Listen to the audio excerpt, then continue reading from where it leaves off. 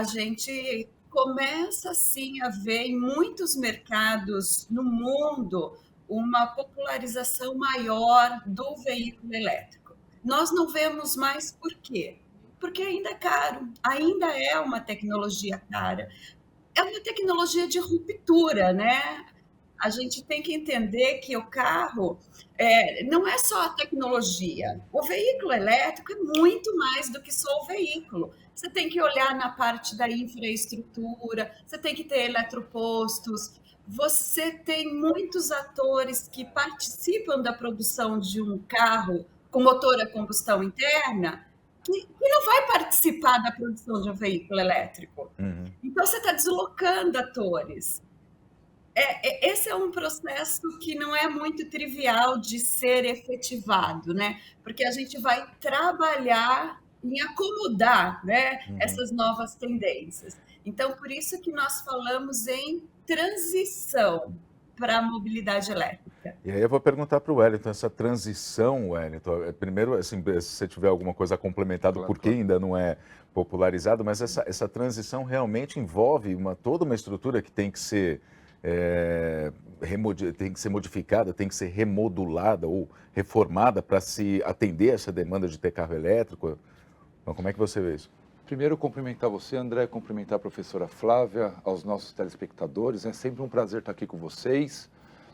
Fazendo um paralelo até com a primeira pergunta, né, sobre por que não é popularizado, eu também acredito que mudou muito as necessidades da sociedade de 100 anos atrás, por exemplo, com hoje.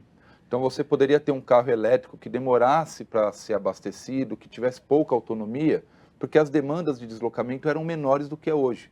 A urgência das demandas também eram menores. Né? O mundo hoje está muito acelerado, então você não tem tempo para ficar 2, 3 horas esperando o seu carro abastecer para continuar a viagem.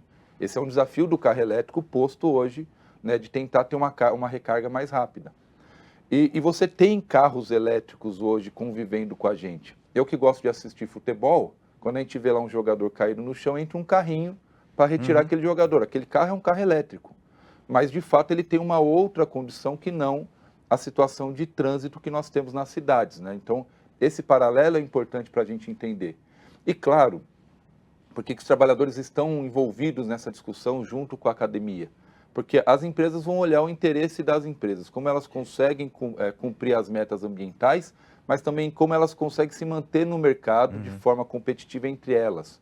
Agora, isso atende o interesse da sociedade brasileira? Esse é o debate que nós temos que fazer também nesse programa.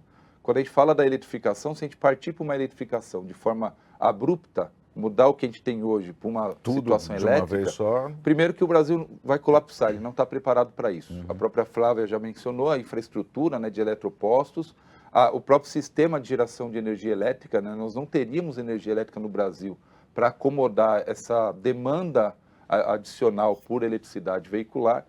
E você tem também a condição do emprego. Se você pegar um motor a combustão tradicional e um motor elétrico, você reduz minimamente 60% dos componentes de um para o outro. Então, além de você afetar toda a cadeia de produção, como a Flávia mencionou, você tem um impacto social e nos empregos também desastroso.